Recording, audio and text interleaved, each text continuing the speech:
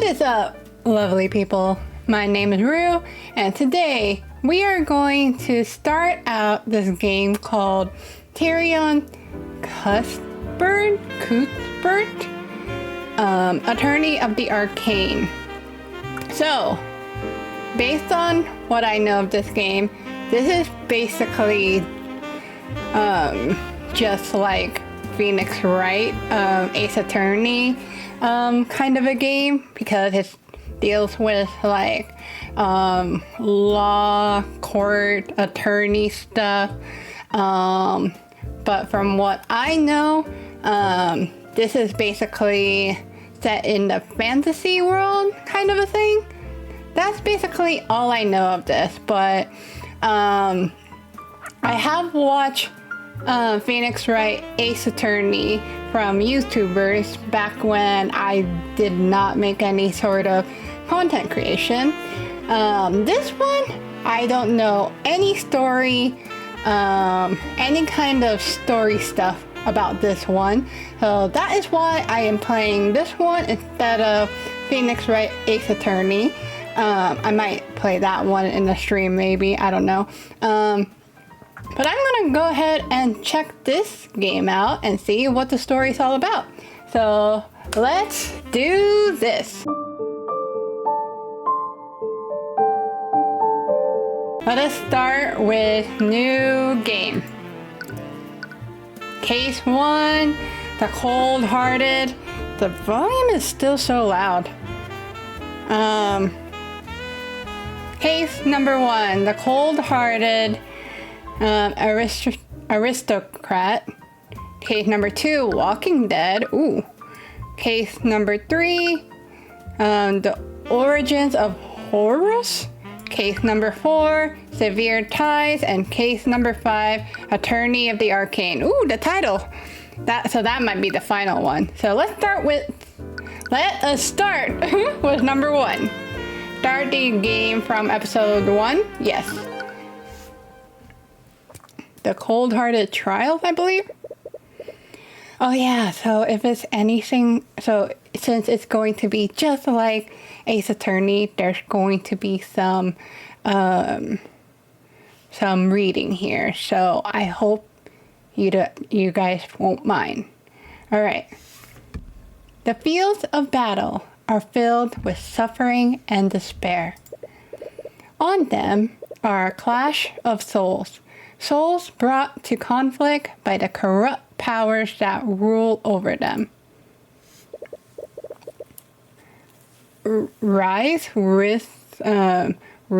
Rudolph. Occupation. Ooh, they tell about occupation. And there's the age. And there's arcane art. None. Is that like magic? So occupation servant, age 34. So Rice is probably testifying right now. Maybe. I was transporting a client in my carriage that evening. And let me probably put my camera right over here. There we go.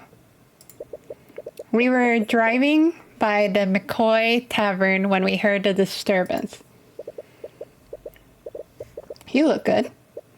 I was worried that something was amiss, so I walked into the building to see what the commotion was. There, I saw the defendant. She was lit by the blue glow of the dining room lights. And she was stabbing the victim with her magical sword. Objection! Oh my gosh, that scared me. Yep, this is just like Phoenix Wright games. But the art style is a little bit different. It's different though. So this is our main character, the main attorney of this game, Mr. Rudolph. You testified that you saw my client murdering the victim. So his occupation is a defense attorney, age 20. You are so young. Arcane art, none. And you supposedly saw her casting magic while doing so? Yes. I could never forget such a grisly sight. That moment was burned to my memory. I see. Well, it's funny that you say that. How so? Because your entire testimony was a complete lie. The music, what? Okay, sorry. Oh, this is our prosecutor? She's cute. Are you accusing the witness of perjury? Surely you know that such accusation can't be made lightly, Mr. Cuthbert. And she is young too, 18, barely an adult. Maybe I'll try and make an actual voicing. Her name is pretty too, Arya Steelwind. My accusation is far from baseless, Steelwind. You're slapping the table too much. I know that that's a common thing for Phoenix Wright games. Think about the scale of the crime scene at the time of the murder. The witness couldn't have seen anything, much less a homicide. Is this the defendant? He knows something. But on this battlefield, there are still a few people who carry the ideals of justice within their hearts. But you have to wonder sometime, are these ideals truly just? Or are they simply lies fed to us by our elders? Dun dun dun dun dun dun dun. Dang it. Oh! Dang it! Linhart, you fool! Why couldn't you have just listened to me? Oh, dang. I like the look of you. Rudolph, I require your assistance. Yes, sir. Yes, sir. A butler. Oh, yeah, servant, duh. By the Scale Lord. What did you killed him. Oh, you are the one. Okay. Alert the town guard. Tell them you saw his daughter fleeing the scene. I'm sure their neighbors heard them arguing with each other. They'll immediately suspect her. At once, sir. Episode 1. The Cold-Hearted Aristocrat. Wow. Earlier that day. You feel yourself slowly succumbing to unbearable pain. You don't think you'll be able to survive this much longer. Ruby Timora, you look nice. Are you sure you're okay, Cuthbert? I'll just say Cuthbert. You are older. You are also an attorney. What's up with the arcane art? You look like you're about to pass out. Introduction. Okay. Don't worry about me, Miss Timora. I'm fine. You've been riding in this carriage for days. You are definitely not fine. With each bump in the road, you feel yourself becoming more and more nauseous. It's taking every ounce of willpower just to hold down your lunch. I'm perfectly fine. If you say so. Okay. You feel the carriage drive over a large bump in the road. You can feel and hear your heart.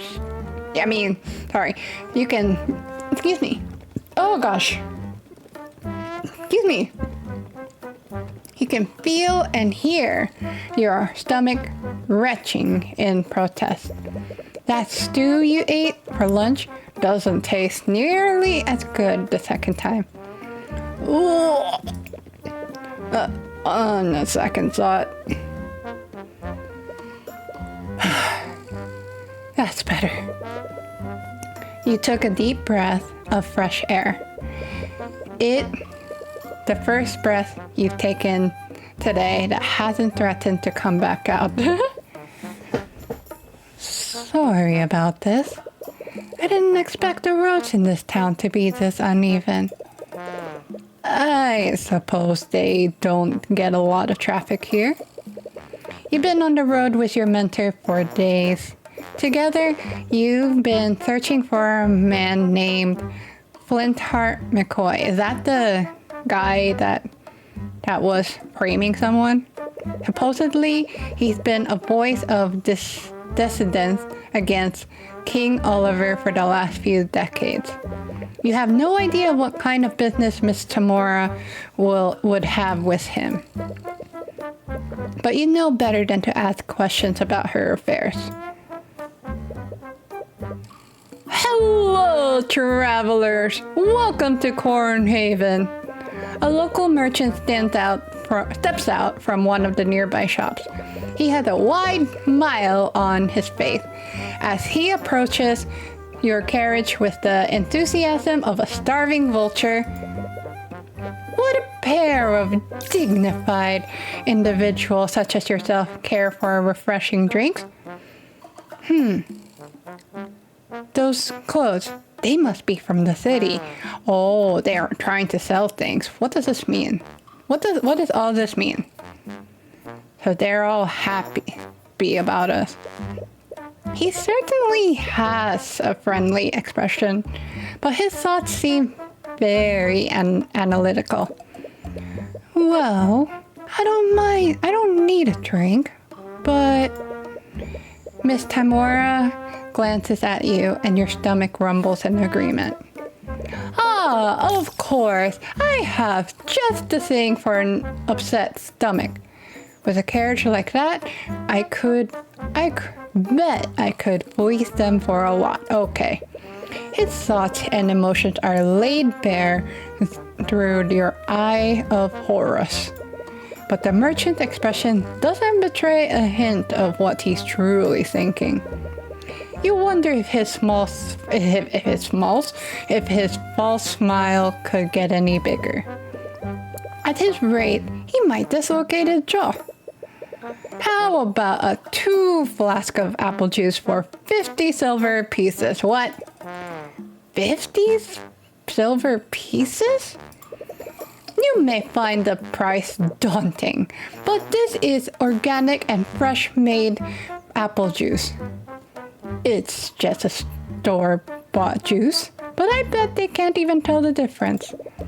Out of the corner of your eye, you spot an empty bottle of store-bought apple juice. It's resting on a table inside the merchant's shop. Store-bought apple juice have been added to your notes. Notes. Tyrion will make mental notes of notable clues he sees in the world. These notes are instrumental to solving mysteries and progressing through the game. You can check these notes at any time by opening the toolbar in the top left of the screen. Okay. Trust me, it's worth the extra gold. Normally, the price wouldn't matter that much to you, but you don't appreciate being treated like an easy mark. Oh, this is cool. All right. What is this? Did this just spoiled for what's going to happen in the next story? Argument. You started an argument with another character. During an argument, your opponent will make claims that you need to respond to. Responding correctly will lower your opponent's confidence. Responding incorrectly will lower your confidence. And once you run out of confidence, you will lose the argument. Whoa. I think you need to elaborate. You said that this apple juice is organic, but where is it made? It's produced by the hard-working people of this town, of course. In the small town like ours, We only deal with locally sourced products. For certain claims, you will need to present a piece of evidence to refute the claim. To proceed, present the piece of evidence that contradicts your opponent's claim. Present. And then... It's suspiciously empty. Present evidence. You say that, but I can see an empty bottle of store-bought juice inside your shop. Why would you have something like that if you only deal with organic products? Oh, that was half of your confidence. Oh, how did that get there? Make no mistake. I only have that because I wanted to see how my products compare to that of the city. And let me tell you, that mass-produced slop doesn't even compare to my product. Oh, what an obvious lie. Okay. Honestly, I'm offering you a very good deal. Interpreting during argument. For certain claims, you will need to look at your opponent's thoughts and emotion. Choose the correct response depending on the information seen. Logic. Choose this option if your opponent's thought contradicts something in your notes, okay? Intuition. Choose this option if your opponent's thoughts contradict to their claim. Empathy. Choose this option if your opponent's emotion contradict their claim. Ah, okay. Thought contradicts something to your notes. Okay. Far more than what I'm offering.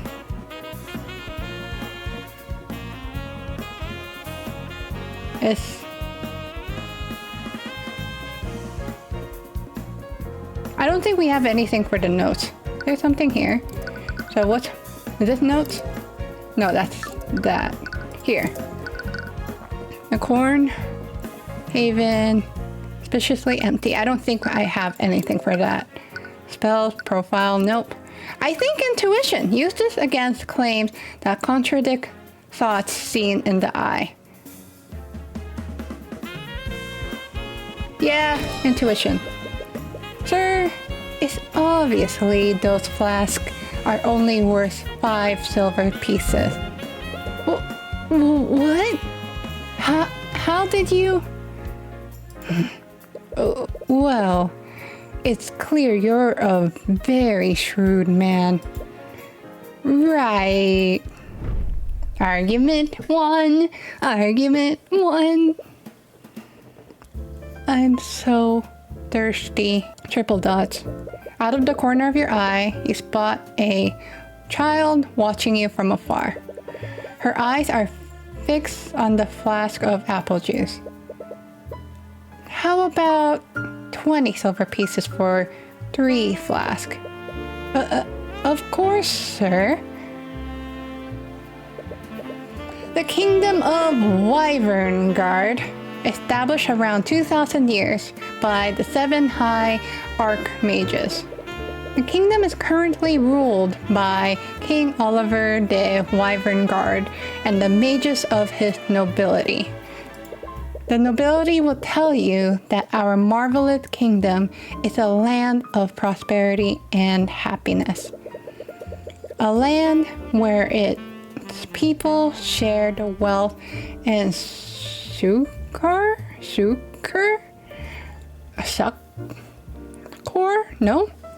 provided by the kingdom's magic. Thank you. I haven't had anything like this in years. The child's passing thoughts tell you exactly how much succor the kingdom is sharing. I didn't know you had such an eye for rural economics. Well, I suppose I just have a good intuition for this sort of thing. Or did you use another kind of eye? Triple dots. Don't get me wrong. Your so-called Eye of Horus is an amazing gift. You should take every opportunity to hone it. But try to be more subtle next time. I thought she had pigtails for a moment, but these are just part of her jacket. If I can see through you, others will be able to as well. Right. Anyway, I did some asking around while you were haggling. Supposedly, the McCoy Tavern should be north of here. If my tip is correct, this should be the place. Wait, this is the McCoy Tavern? With the state it's in, calling it a tavern is being pretty generous. You find it hard to believe that this, over here, has a secret meeting place for dissidents. But now that you think about it, maybe that's the entire point. The tavern has been shut down for years. Nowadays, Flintheart just used it to host his rallies. Although, I do wonder how they've been keeping themselves afloat for this long. I don't know. I can't voice act, so let me see how this works. Hey, you lot. The McCoy Tavern is closed. Wow, this is horrible. A gruff man approaches your carriage as you step out of it. He's eyeing you and Miss Timora, a clear look of contempt on his face. I take it that you're Flintheart McCoy. I am. What of it? Occupation unemployed. You're not working anymore. Sorry for not writing ahead of time, but I'm Ruby Timora. I wanted to speak to you. Ruby Timora? Wait, the Ruby Timora? Any animosity he initially had immediately vanishes. He lets out a laugh. It's as if he were meeting an old friend. Why didn't you say so? Come on in. You didn't expect someone like him to know about Miss Timora. But you suppose it makes sense. They both fight against the same enemy, albeit in different ways. Sorry about the mess. We haven't exactly been. Well, anyway, what brings you here? Age 52, okay. I take it you didn't journey all the way here to see my wrecked tavern? I'm here on behalf of a client. We have a proposition that you might be interested in. Is there anywhere where we could talk more privately? Sure. The kitchen's empty. I just changed the voice. What? Wonderful. Tyrion, stay here while I speak with McCoy. Wait, so that's the one that we just saw in the beginning, though. So Flint is the one that... Ooh, yikes. What? Don't you need my help? There's no need for that. Like heck, there's no need for that. If she's trying to make a deal with Flintheart, there you go, Flintheart. Yeah, we just saw Flintheart in the beginning. That is, you can easily read his thoughts to help her. You desperately want to object, but she shoots you. Wow, that eyes. She shoots you a stern look that causes you to freeze up. You slowly look away from her. Well then. You spend some time waiting alone in the tavern's dining area. It's already been hours since Miss Tymora and Flintheart went to talk in the kitchen. You can hear faint murmurs from behind the closed door, and you've been resisting the urge to eavesdrop. But even from here, you can tell that their conversation is slowly becoming more frustrated. It looks like they're going to be a while. Well, it's a good thing you always bring a chess set around. Really? You bring out a small chessboard that you carried around since you were a child. Chess can be played with one person, and you always take advantage of that. Triple dots. Checkmate. You win against yourself. This time, that's black. I played 10 games already, and I've won 7 out of 10 times as black. Oh, you're adorable! Hello? Statistically, white is more likely to win. Unbeknownst to you, you're thinking out loud. So why am I performing so much better when playing as black? Hello? You still don't notice her, and you're verbalizing your thoughts just as fast as you're thinking of them. Am I becoming overconfident as white because it has a first move advantage? Or perhaps that very advantage is affecting my choices and making me play in a suboptimal manner. If a personal quirk is making me play illogically, then I need to correct it. Hey! What? How long have you been standing there? It's about time you noticed me. I've been waiting to get your attention for a while now. My voice cracks when I try to do something. Oh, sorry. Do you know where my dad is? Oh. So your dad? Flintheart McCoy. I'm his daughter, Celeste.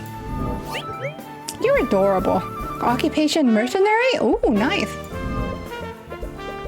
Oh, Flintheart is speaking with my mentor right now. That's your mother? Oh. Aw, I wanted to show him something. Do you know when they'll be done? I don't know. They've been speaking in the kitchen for a while now. You hear Flintheart and Miss Tymora's voices getting louder and more frustrated. But Celeste didn't seem to notice. Her eyes seemed to be focused on your chessboard. This is chess, right? Are you playing against someone? Oh, I'm playing against myself, actually. Oh, that... You feel a judgmental stare. Playing alone helped me develop new strategies. Plenty of professionals do it. Hey, I'm not the type to shame a man for playing with himself. What? Relax, I'm just joking. Anyway, if you're still waiting for your mentor, do you want to play a game? Oh, you know how to play? Sure, I've read about this before. She read about it? This table's so dusty. Celeste takes a seat on the other side of the table.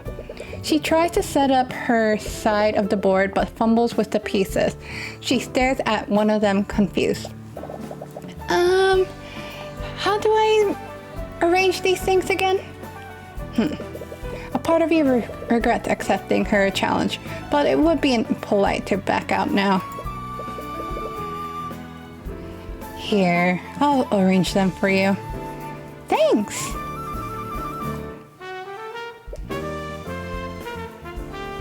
Checkmate. You defeated her in 2 moves. Wow! Wait,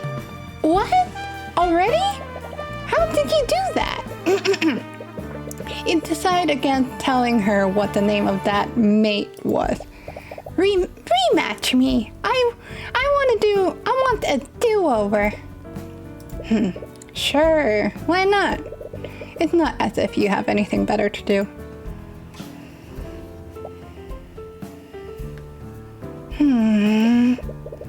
Celeste brow furrows as she tries to decide on her next move.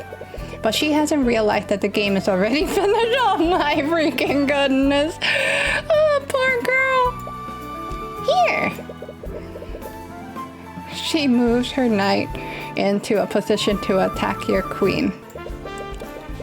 It should have stopped your assault on her king, but... Checkmate. A scholar's mate this time. What? Come on! How did you keep doing that?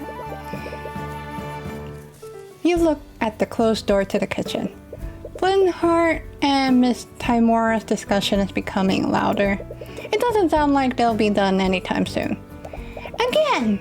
I'll definitely beat you this time. For someone who had clearly never played before, she's quickly improving with each game. It's impressive. She's obviously She is observing. I'm distracted. She's observing your strategy and adapting them to her playstyle. With the game she's playing now, she could even defeat a nationally ranked noble. Checkmate. But even so, you've been playing this game for a lot longer than she has. How are you always one step ahead of me? It's like you're reading my mind. As if you'd even need to. Wow. Just one more game. I'll get you this time.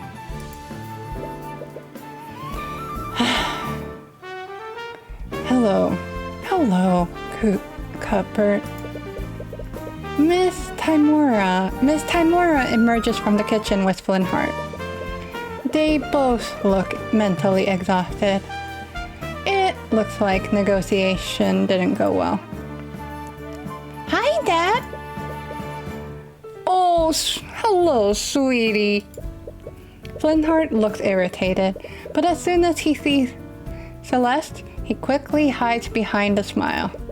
You wonder what their discussion was about. What's this? Some kind of game? Miss Timora glances at pieces of the board. Don't feel too bad about losing to him. He's nationally ranked. Oh, you're a professional? Is that why you're wearing a suit? No, just as a hobby. I'm actually a defense attorney. An attorney? Speaking of which, we should probably be on our way. Sorry for refusing you after you came all this way. I really respect what you're doing, but I don't want anything to do with your mage friends. Ooh, sad face. She just went sad. You wonder what he meant by that. Are you also sad? Or is it Celeste? Was Miss Timora trying to introduce him to one of our clients? Anyway, it is getting late. If you leave now, you won't get back to the city until morning. She's right. This region is littered with bandits and brigands. You wouldn't want to run into them this late. I guess you have a point. We have plenty of empty rooms that you can stay in until morning. This is annoying. It's the least I can do after you came all this way. Well, if it's not too much of trouble, we might as well stay here until tomorrow. The tavern is shut down, but we still have some sheets and blankets. I'll go get the rooms ready. Nice. Celeste and Flintheart leave the dining area to get your rooms ready. You're left in the dining room with Miss Timora. So, I take it the negotiation didn't go well. No, I didn't expect him to be so stubborn. Honestly, I have no idea what that man has against mages. Well, there is one way to find out. Why are you being so secretive? If your business with Flintheart is related to our clients, I can help. It wasn't important, and your presence wasn't necessary. That's such an obvious lie, but you can't read a single thought from her mind. She's had years of practice hiding her thoughts from the eye of Horus. Celeste enthusiastically came back downstairs, but she seemed to have noticed the tension between you and Miss Timora. Sorry to interrupt, but your rooms are ready now? Right. Thank you. I don't know how to do Tyrion voice. I don't even know how to do voice. An awkward silence hangs in the air as you and Miss Timora heads up there. You reach the upper hallway and see the 2 rooms that Celeste prepared for you. Miss Timora stops before entering her room. You were playing chess with Flintheart's daughter earlier. Was she any good? Not at first, but she got a lot better as we kept playing. I'm sorry for leaving you there for so long. I didn't expect our discussion to last that long. No, it's fine. Despite everything, I enjoyed playing against her. I see. Well, I suppose you are at that age. No, it's not like that. It's just that outside of tournaments, I never really got to play against another player. And you only ever want to play shogi against me. Because shogi is clearly superior. It's completely anarchy is what it is. You just bring fallen pieces back to life like some kind of necromancer. It adds depth, dropping as a dimension of play that isn't present in chess. You sternly look at each other, your positions already made. After a few moments of silence, you both burst out laughing. Oh, you're smiling. I'm sorry if it looks like I don't trust you. I know you're just trying to help. But there are some things about my work that I just can't tell you about yet. But one day, I'll tell you everything. Right. I'm sorry for prying. I just want to show you I'm ready to be an attorney. You are. I know you are. The rare praise from your mentor catches you off guard. Anyways, get some rest. Did we just saw a spoiler about her though? In the tutorial? Excuse me. You should mentally prepare yourself for the journey tomorrow. Excuse me. Right. You completely forgot about the carriage ride back. You can already feel your stomach churning in protest. And something bad happens, right? You lay in the bed that the McCoys prepared for you. And as you close your eyes, you slowly drift into a deep slumber. As this happens, you feel something invasive. Your mind drifts away, and you feel yourself being pulled elsewhere. Oh, is that Sauron from Lord of the Rings? you find yourself in a surreal and unsettling landscape. You're fairly certain that you're dreaming right now. But some instinct in the back of your mind tells you that something is fundamentally wrong about this. What the heck? Who are you? This is not the Grudge, right? No? You see a woman in the far distance. She's staring directly at you. Okay. What? What present? She's murmuring something, but you can't quite make it out. Is she trying to say something to you? Finally found. You have. Woo! I finally found what the. Woo? What the. Huh? I didn't even press anything. It just changed quickly.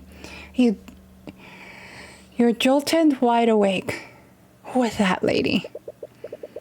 You can't exactly remember what that woman said to you. But whatever her words were, they sent a piercing chill down your spine. I didn't even press anything when the lady appeared a little bit more clearly because it changed so quick. I didn't change it. Your breath is heavy and your heart is beating at 100 miles per hour. Calm down. It was just a dream. At least, that's what you try to tell yourself. What just happened? Please, just let me explain. I don't want to hear it. You hear the voices of Celeste and Flintheart ring out from downstairs. Oh, are we the neighbors that they're talking about? It must be extremely late. What could they possibly be arguing about at this hour? I want you out of my house. Out! A dead silence lingers in the air before you hear someone rush out of the tavern. Whoever left slams the door behind them. What was that all about? It's none of your business. You only met those two today.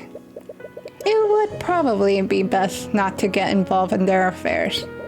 And as you tell yourself that, a brief image of Celeste's smiles appear in your mind. Do we have a crush on her already?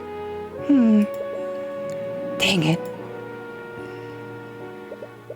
You slowly make your way out of your room. Are we gonna try and find Celeste? But the hallway is nearly pitch black. You can barely see a few inches ahead of you.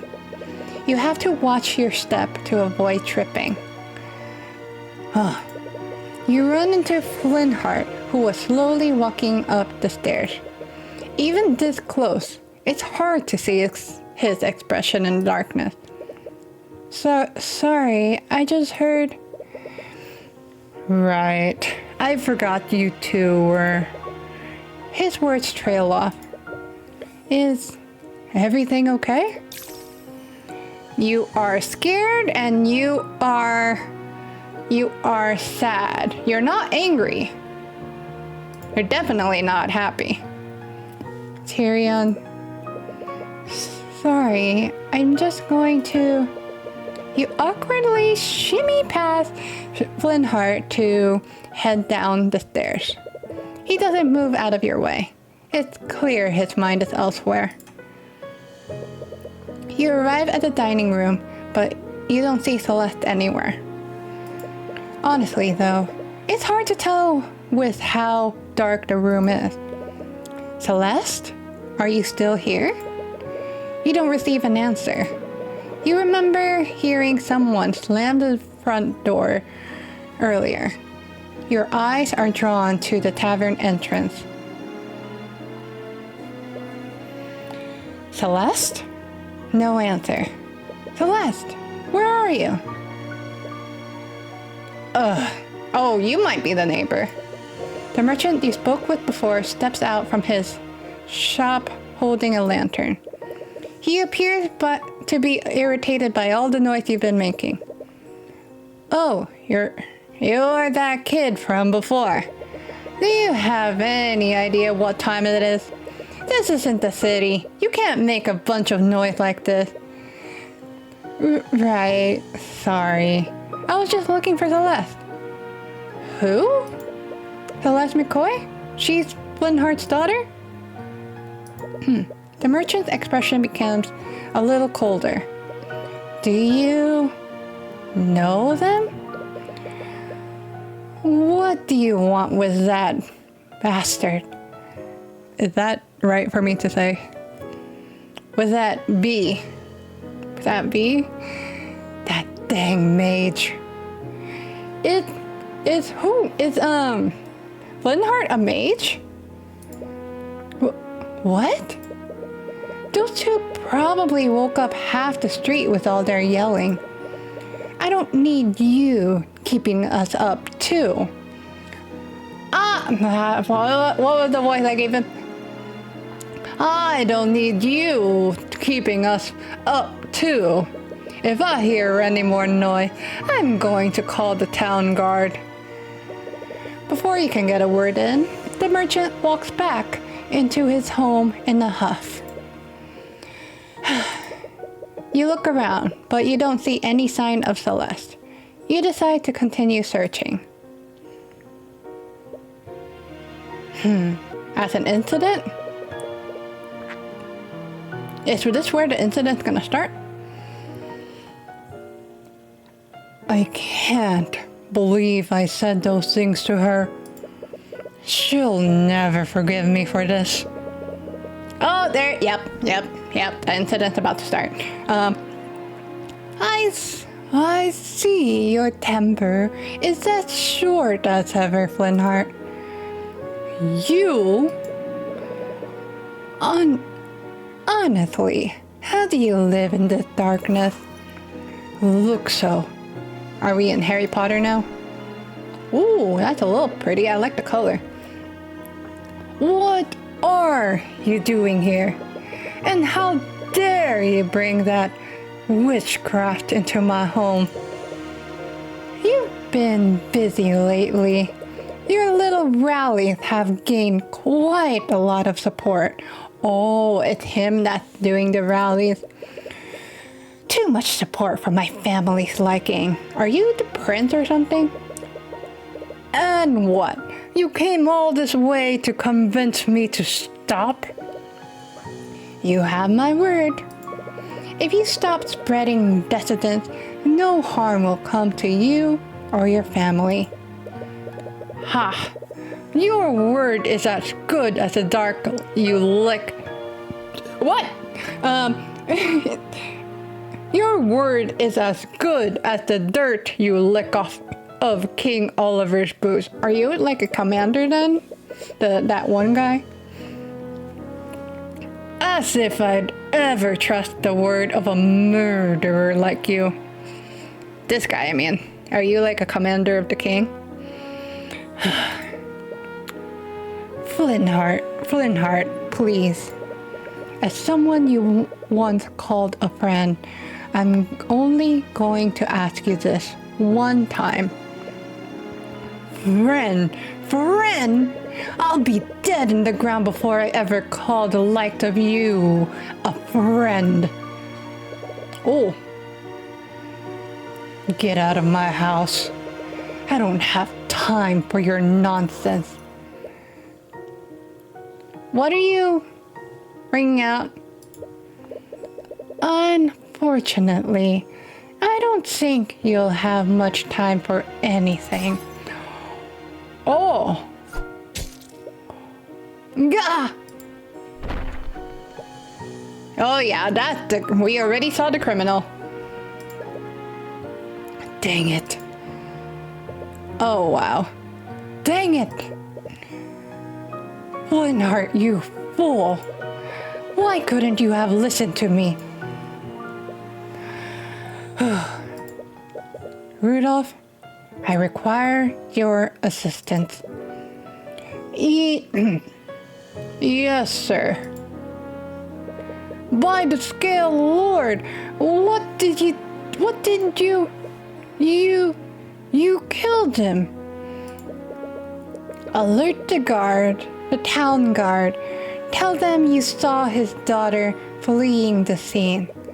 I'm sure their neighbors heard them arguing with each other. They'll immediately suspect her. I can't do voice acting, but I'm still gonna do it just for the heck of it. I can't even change voice. How do voice actors do it? They're so good. I'm not.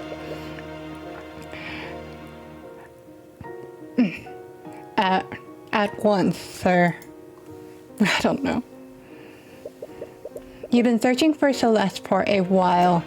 How long have you been outside? 2 hours? 3? However long it's been, it's clearly taking a toll on you. Where is she? What am I going to do now? You hear a faint voice. Could it be? Oh! As you peer behind an old tree, you finally find her. She looks just as tired as you are. Probably even more so.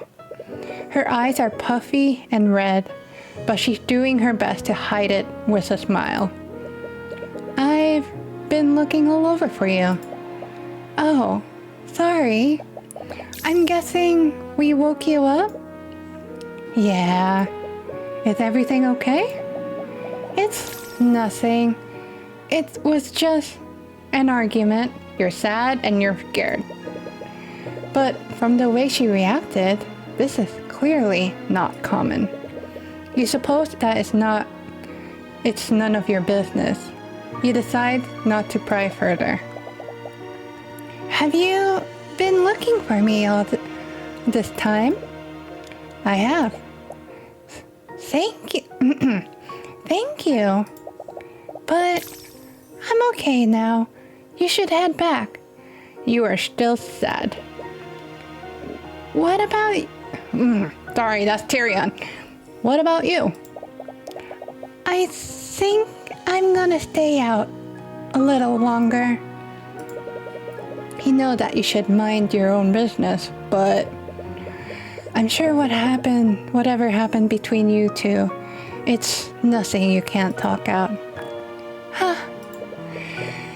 It doesn't happen a lot, but sometimes Miss Timora and I get into fights too.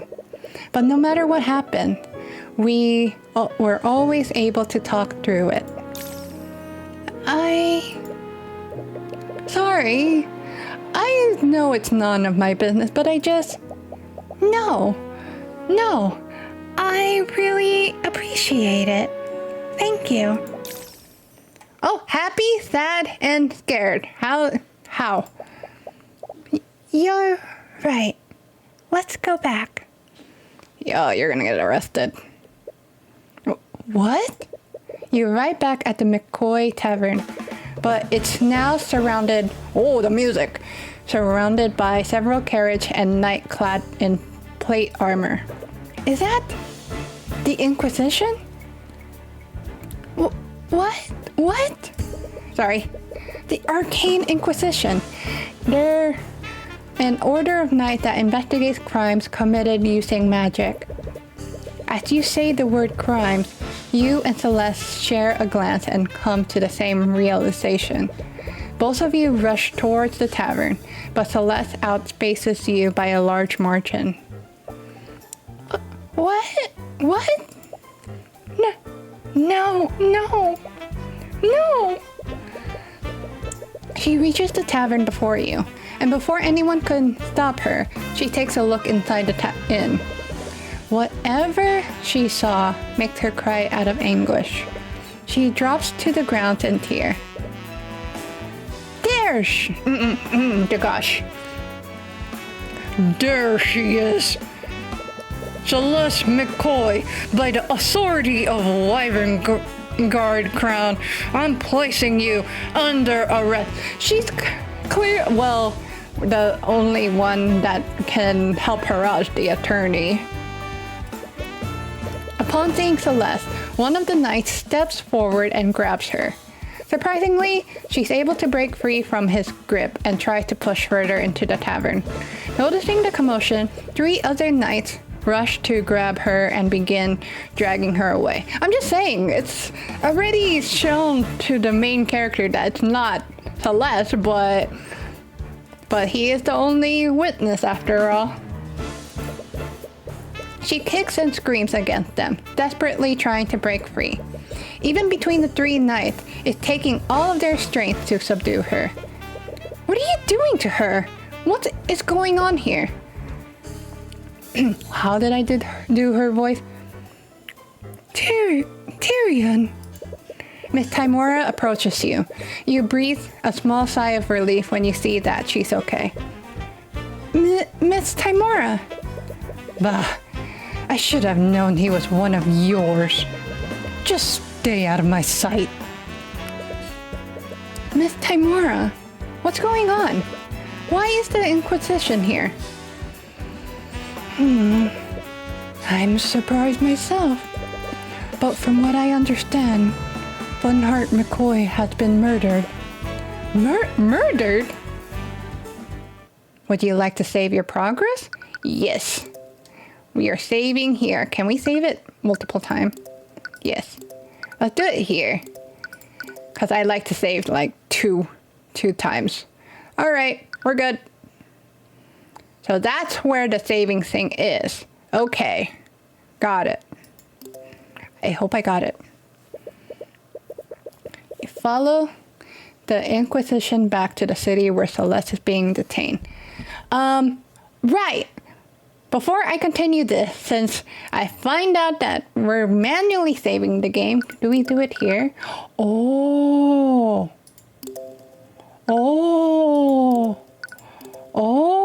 that's where we're supposed to save it. We don't have to finish the chapter. We can do it in person. Manually. Oh, okay, I'm still going. Never mind. According to Miss Timora, Celeste was the prime suspect in Flynnhart's murder. And due to the supposed nature of the crime, her case would be pushed to trial immediately. But many elements of the situation still don't make sense. The Inquisition only investigates crimes committed using magic.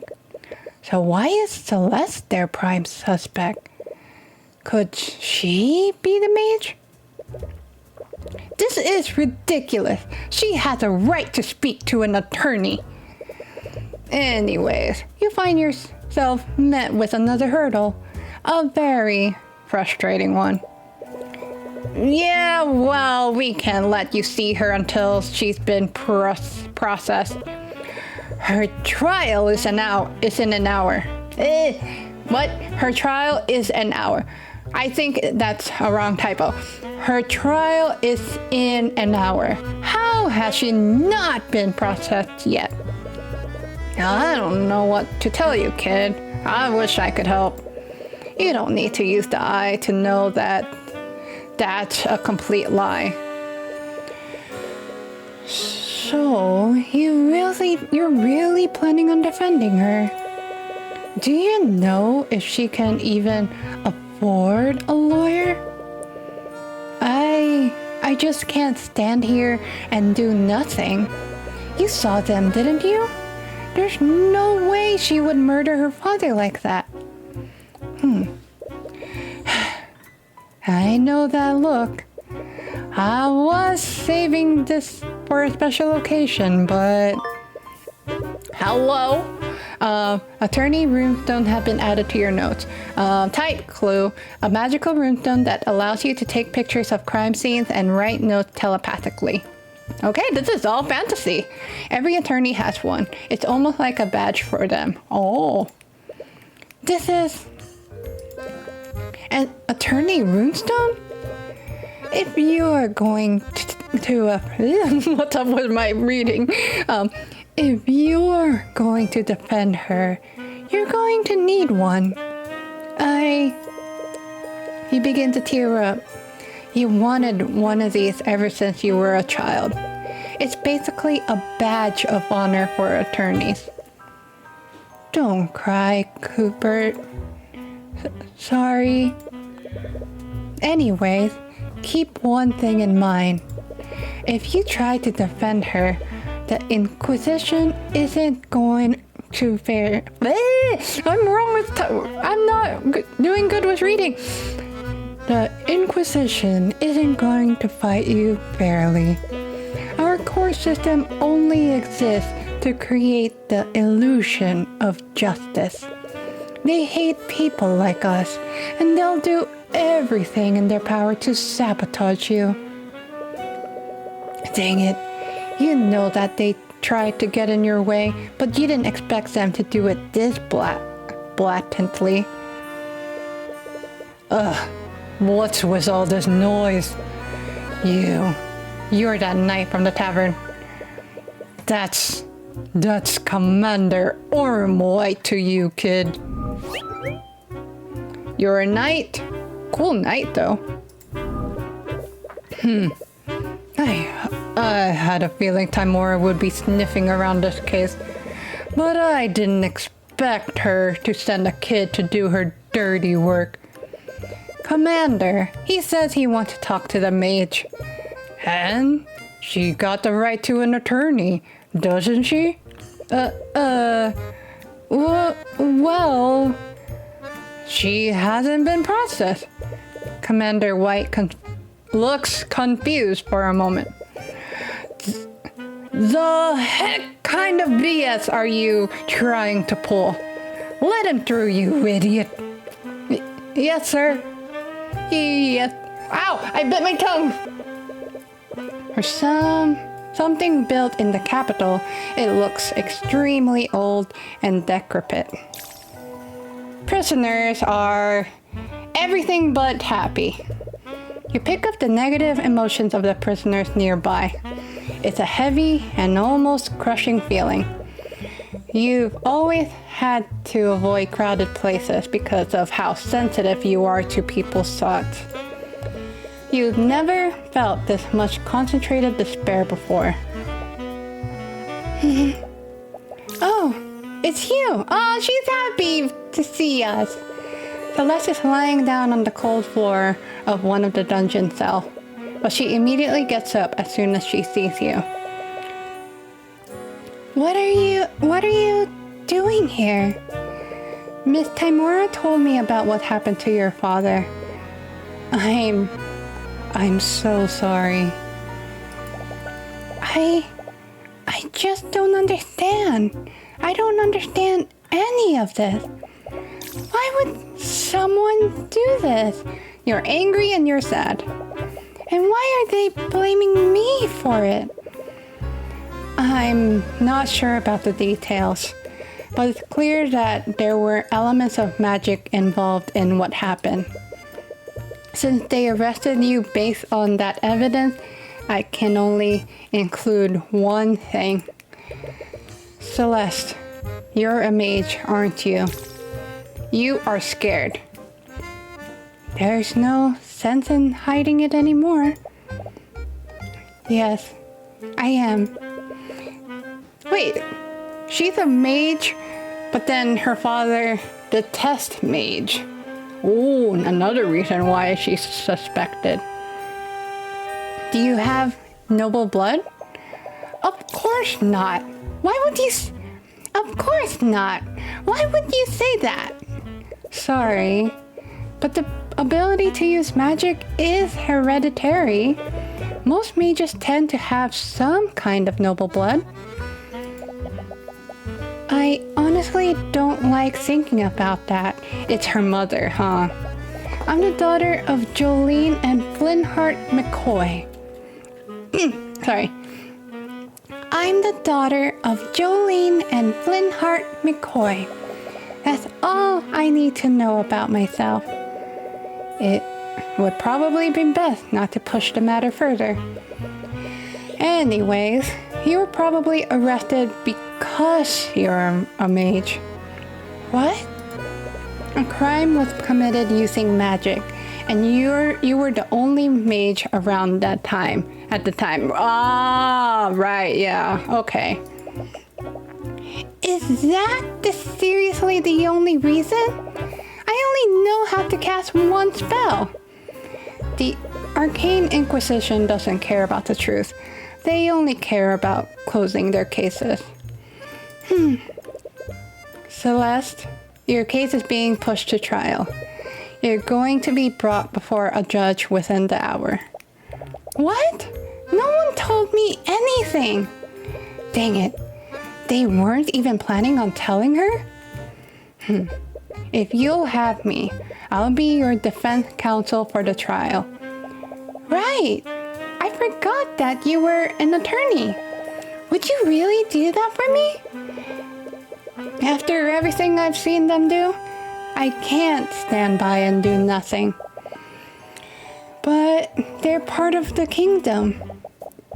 Do we even have a chance? It's hopeless. Celeste, man, king, or god, I won't let them do anything to you. You just met this lady, Tyrion. What? Sorry. It's just something I have a habit of saying. No. Don't apologize. She's happy and sad. I really appreciate you doing this. It's clear this entire situation is bittersweet for her. And because of the Inquisition's delay, you haven't had any time to investigate the crime scene. You were confident before, but you begin to doubt whether or not you can really do this. Everything is happening so fast. It feels unreal. You are sad and scared. No, you have to do this. This is the exact reason why you became a lawyer. No matter what happens, you'll acquit Celeste. Right. And now we are in court. A courtroom. I'm in a real courtroom. Actually, entering the courtroom has taken a lot of wind out of your sails. You've never been here as an attorney before. You've only ever acted as Miss Timora's assistant. The woman at the prosecutor bench is staring at you. Miss Timora mentioned her before you went to see Celeste. What was her name again? You think it was Arya Steelwind. Prosecutor. You can feel the coldness of her glare burrowing into you. Why is she staring you down? Is she trying to intimidate you? Because it's working. There's the judge. That's very dramatic. Court is now in session for the trial of Celeste McCoy. The prosecution is ready, Your Honor. The defense is also ready, Your Honor. He doesn't necessarily sound very ready. Regardless, let's begin the proceeding. Prosecutor Steelwind, please list the charges. The defendant is Celeste McCoy, a mercenary for hire and a registered mage. Wait, did she just say mercenary? Yeah, I had to take a job after my family's tavern was shut down. Oh, right. That's not exactly the first occupation you'd choose. She's charged with a second-degree murder and negligent misuse of the arcane arts. I see. So there was magic involved. Oh, arcane art evocation. Yes, the crime occurred within the McCoy Tavern, a local inn that shut down years ago. The locals reported hearing a loud commotion coming from within the building. Hours later, a carriage driver that was nearby checked the disturbance. It was then that he found the victim, the defendant's sword, still impaling his dead body. The Inquisition has provided an autopsy report and a record of the sword. Autopsy report, Flynn Hart McCoy, Died after being stabbed from behind with a magical blade. Fatal wound shows heavy traces of transmutation magic. Celeste sword. Oh, they used Celeste sword. Or did they? Alleged murder weapon. It's an ornately designed sword, but it has no magical properties. Yeah, no magical. What was the defendant's relationship with the victim? I see that they shared the same last name.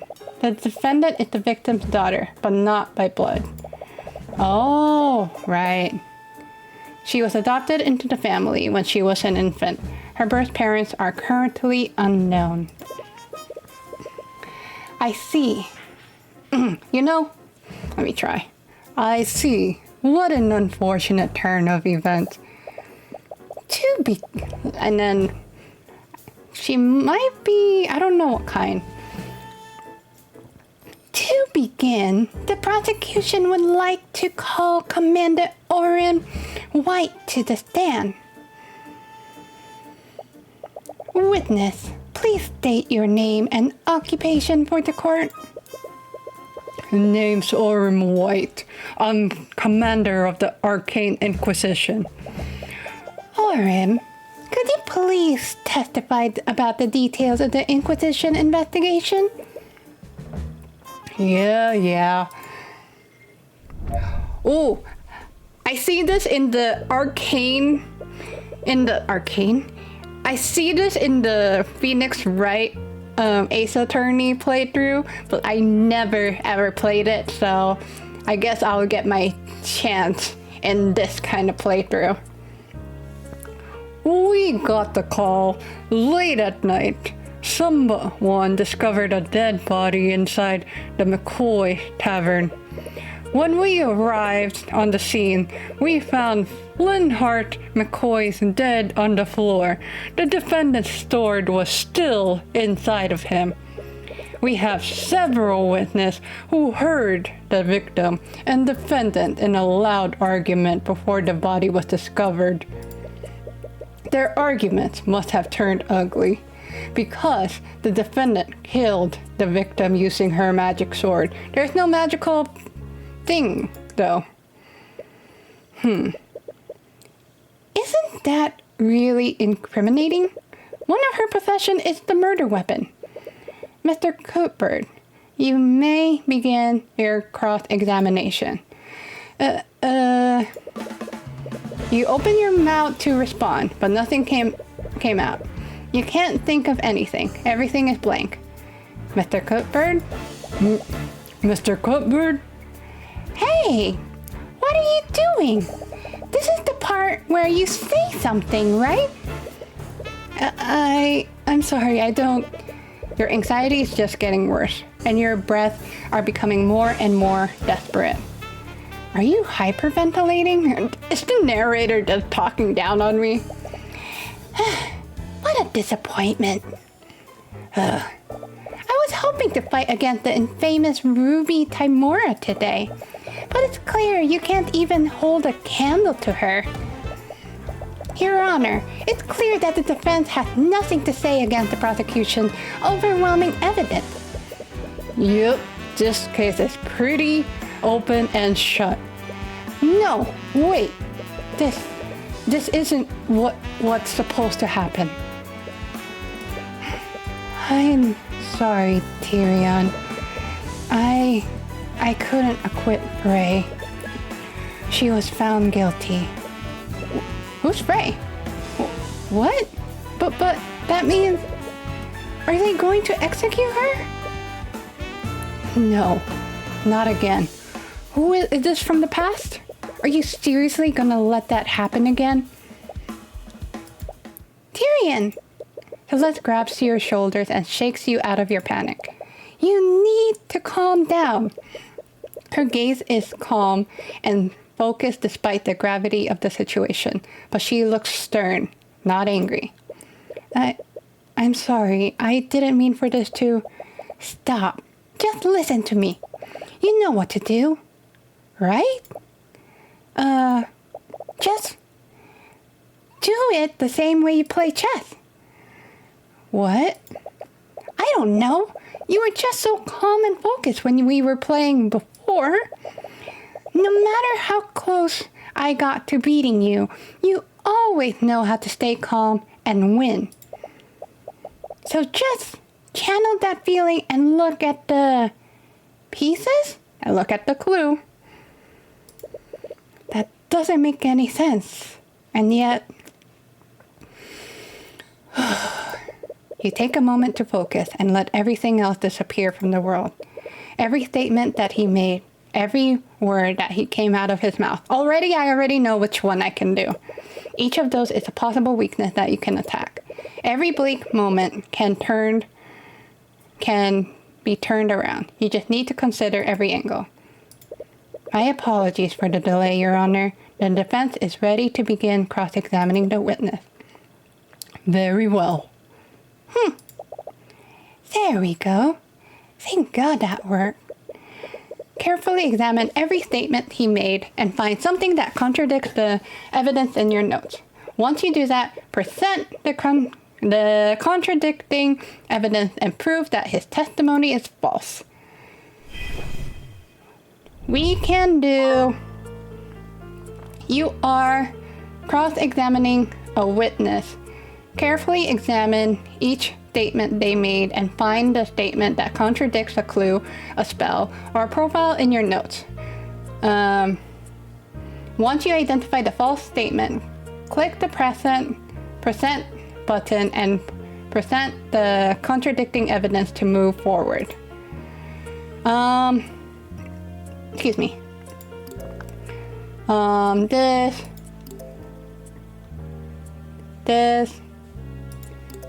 This one. I want to press you on this one because the evidence here, this one, it says here it has no magical properties. I want to press you on that. That's conjecture. Weren't there plenty of people around who have committed the crime? That tavern had been closed for a year. The defendant, the victim, and Ruby Timora... Sorry, I keep on forgetting that I have to do my ridiculous voice acting. The defendant, the victim, and Ruby Timora were the only one there before the body was discovered. And me. Plus, the murder weapon definitely belonged to her. Well, it's a given that Miss Timora didn't do this, and it'll be hard to prove that someone else was at the crime scene. But you can't help but feel that there's something off about what he just said. He shouldn't have panicked so much before. His testimony is straightforward, but that will actually make this easier. Assuming that Miss McCoy is innocent, there has to be a flaw in his logic. You just need to compare every statement to each piece of evidence in your notes. Once you find a contradiction, present that piece of evidence to the contradicting statement.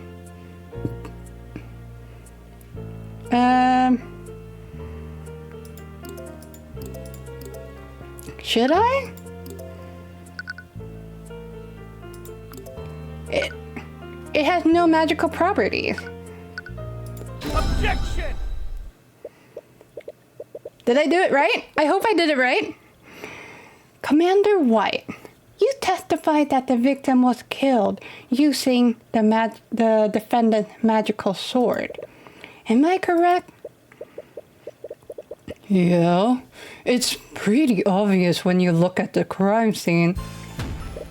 I think I'd actually have to disagree with you on that. I got my first thing correct! Sorry. The defendant's sword...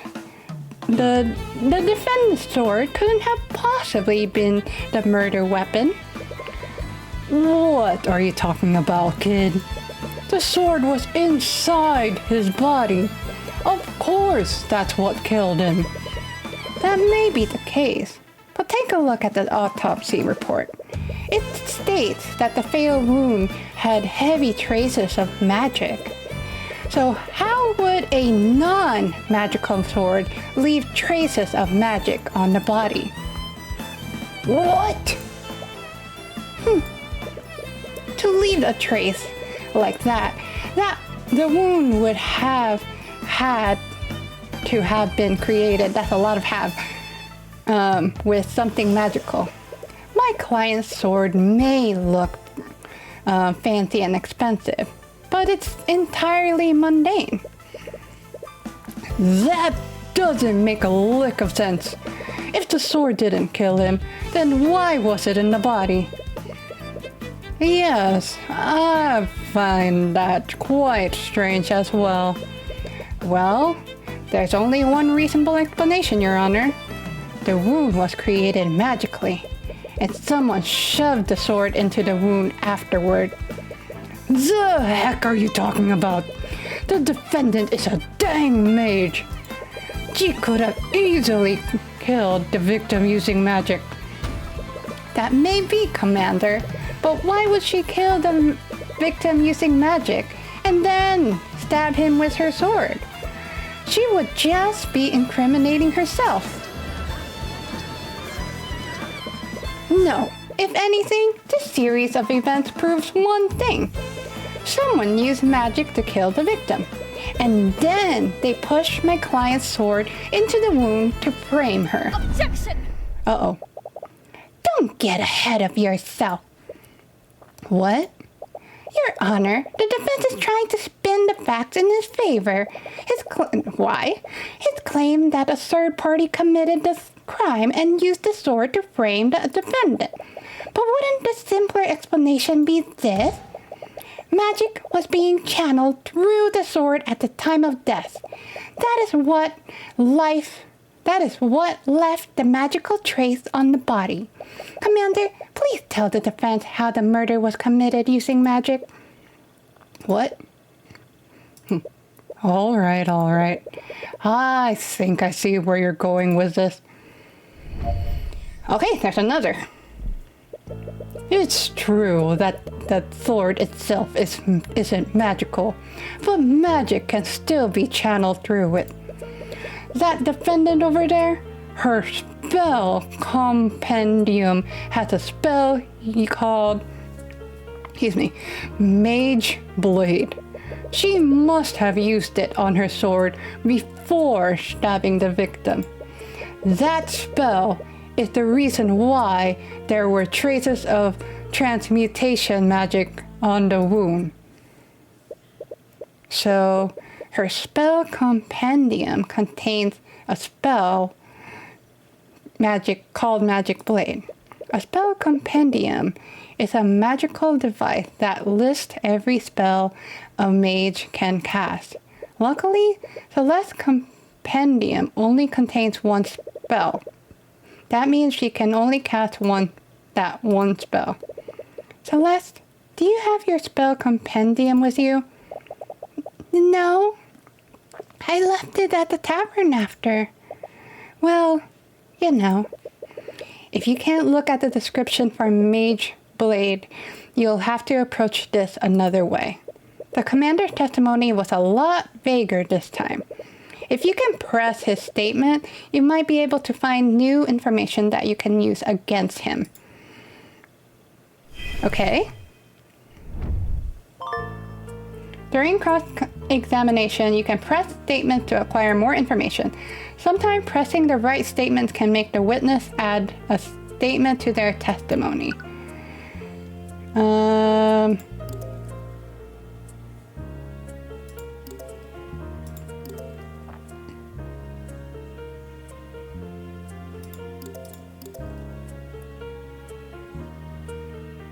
Hold on, I want to see this. Died after being stabbed from behind with a magical blade. Fatal wound shows heavy traces of transmutation magic.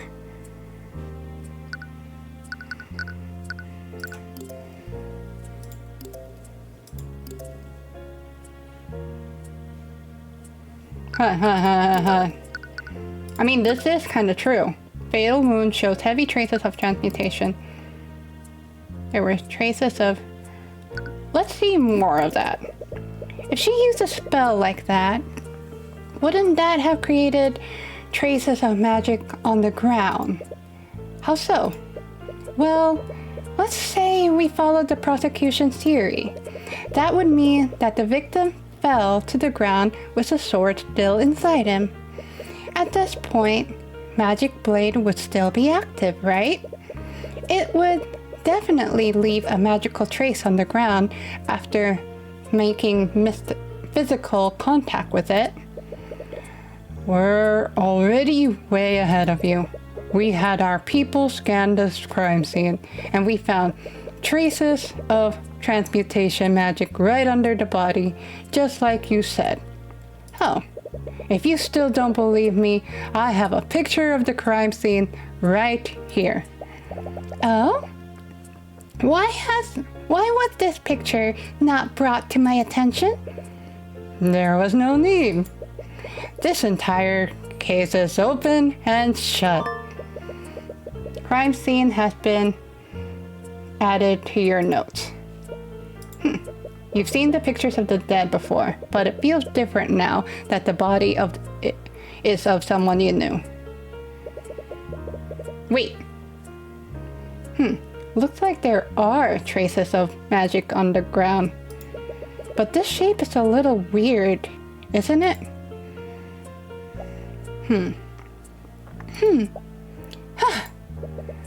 What was that just now? Wait, hold on. You can see it right in this photo. She killed him with a stab from the front. Hold on. From the front. Ha ha ha ha. There it is. Wait, view. It looked like it's from the front. It's from the front, but autopsy says from the back. Being stabbed from behind. So, you are wrong, good sir. Present. Objection! I'm sorry, Commander White, but it seems that you presented another glaring contradiction. This is so cool. Oh yeah? And what's that? You said that my client stabbed the victim from the front? Am I correct? Yeah, you can see it plain in that picture. So where's your contradiction? That's the thing, Commander. Your picture clearly shows that the victim was stabbed from the front, but the autopsy report says that he died from a stab from behind. What? Objection! Orm, you were supposed... that's the wrong voice. Orm, you were supposed to release everything that you had. Why wasn't this photo given to me? There was no need. There's no way it could have been anyone other than that dang mage. Now my voice is all weird. Murmurs rings out across the gallery. It didn't matter how corrupt the justice system was. They wouldn't be able to cover up such blatant incompetence. You have them right where you want them. Order in the court. Mr. Cuthbert, what is the meaning of this? I'll tell you what's the meaning of behind this is, Your Honor. As the autopsy report states, the victim died from the stab wound originating from his back. But this photo clearly shows that the sword entered from his front. This can only mean one thing. The sword was inserted into the wound after the fatal wound has already been created. Dang. That's crazy. Do you honestly expect us to believe that? Then please enlighten us, Commander White. How else would the sword be facing the opposite way? Do you think my client stabbed the victim with the hilt of her sword? I didn't think so. What really happened is clear. The real murderer stuck the sword through the victim's wound to implicate my client. But they made a careless mistake and stuck the sword through the opposite side. Objection! Oh, of course. It appears that I underestimated you, Mr. Cuthbert, but you still got ahead of yourself. How so? Really, Miss Steelwind, believe that Mr. Cuthbert had adequately cast doubt on your case. Oh, did he now? Then let me ask you one question, Mr. Cuthbert. If your client didn't kill Flintheart McCoy, then who did? How should I know? If I'm not mistaken, it's the commander's job to figure that out. Oh, I'm well aware of the commander's incompetence, but one fact still stands. There was magic detected on the rune and the sword.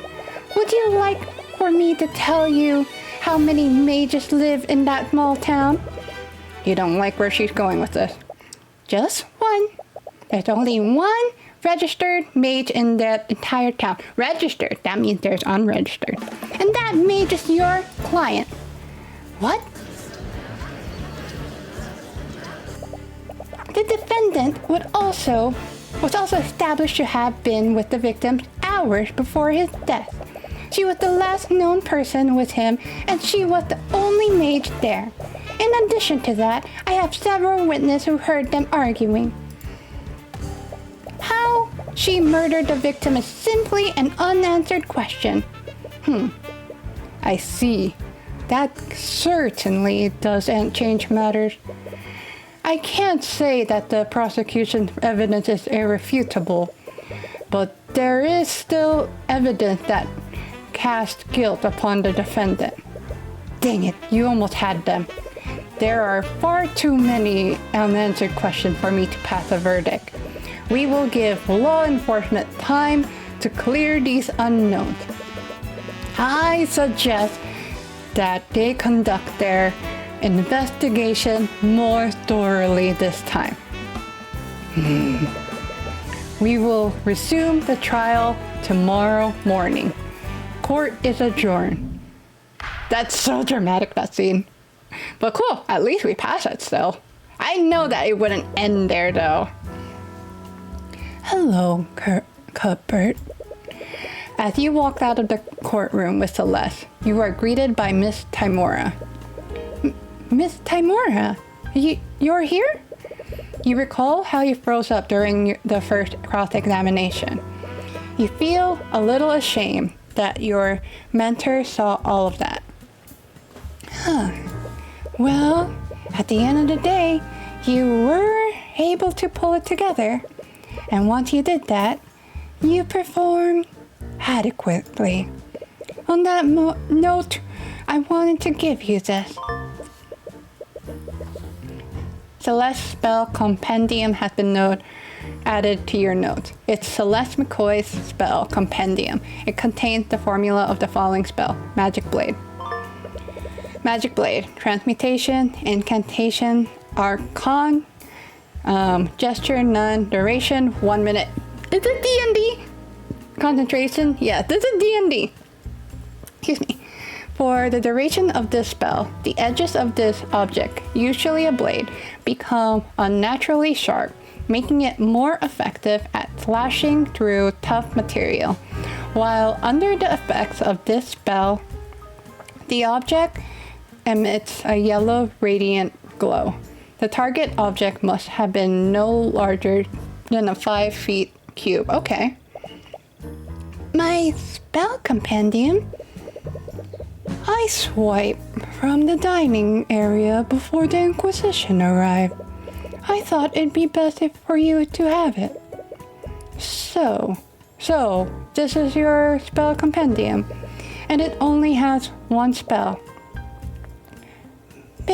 Mage Blade. This means that the prosecution has to prove that Celeste used that specific spell. It will restrict how they approach this case, which gives you an edge over them. But that prosecutor is really something else. You mean Prosecutor Steelwind? You can still remember her ripping glare. It gives you chills just thinking about it. You wouldn't even know it, but this was also her first trial. Oh, isn't this how Phoenix Wright Ace Attorney game started too? Miles Edgeworth was also doing his first first trial like Phoenix Wright? I don't remember. Wait, no, that ugly lawyer was the first attorney of the first prosecutor of the game. But I remember this. They were also talking about this to Miles Edwards, though. Really? I thought that her inexperience would make for a good first opponent. But that girl, she's a natural in the courtroom.